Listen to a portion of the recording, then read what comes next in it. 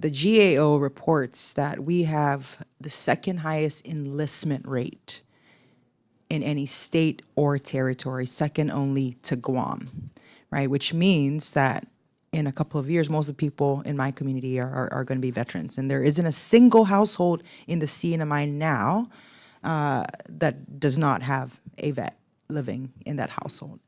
So I'm sitting here and I was preparing for today's hearing, and I was looking up some studies that have been done with regards to some of the barriers that vets face when it comes to financial literacy and small business lending. And this 2023 report states that the biggest barrier basically is building credit and financial history. Challenges obtaining financing from large banks, limited networks, mentoring, or business relationships, low representation in SBA-backed loans, weak program oversight, and inconsistent support from SBA. But when they conduct these reports, there are no suggestions sometimes with regards to how do we fix it? What is the policy change? And I want to do less talking and hear from you, each of you, to give your insight. And we'll start with you, Mr. Smigiel. First of all, I think you hit a really important point. Like, my dad was a Marine, my son is a Marine, I'm a Marine. So this handoff from generation to generation needs to be addressed too, and we need to make sure that we continue those legacies of service. You know, for me, the opportunity lies with actionable solutions. So I made a point earlier in my testimony that I'm not crying in my milk. Like, I'm literally creating actionable solutions with a number of stakeholders in communities. So we'll be in Charlotte, we'll be in Dallas, we'll be in Southern California modeling the solution.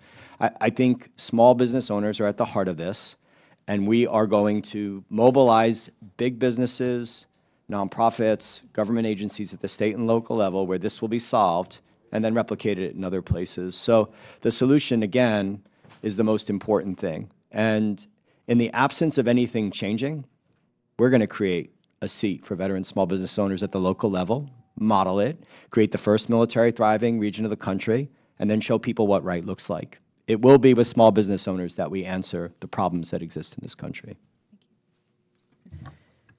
Thank you for the question. And to add to that a little bit, if you really look at what could strengthen capital readiness, credit, and underwriting and coaching, I think that we have some opportunities to create veteran-specific underwriting guidance that might look at non-traditional forms of capital and revenue streams as qualifying as income. I think that we also have to look at what are the amounts that veterans are going for. So if you look at startup, it's about $25,000. And if you look at scale, it's $50,000 or more. That's typically not a bankable amount. So there is a continuum of capital access that needs better education around when do you go to the right part of capital and at what time, so that we can lessen the amount of denial. As I mentioned earlier, veterans are denied at about 6% higher than their civilian counterparts, and that right there is critical because once that denial happens, it starts to shut down the opportunity of business ownership. So I think through a connected network and through resources that can offer in-kind provisions so that veterans aren't having to spend every dollar on every small thing, and also through shared peer-to-peer networks, we will solve for capital access because veterans will then better understand what resource do I go to, how do I get ready for it, and how can I access it. And that's a big challenge that we have right now, that veterans will look for capital in the wrong places, and that will hurt their chances to grow their businesses. Thank you. Mr. Lefebvre. Yes, ma'am. I think the direct answer to your question is to look in the Veteran Entrepreneurship Empowerment Act already. I mean, there's a waiver of an SBA guarantee fee for loans less than or equal to $1 million.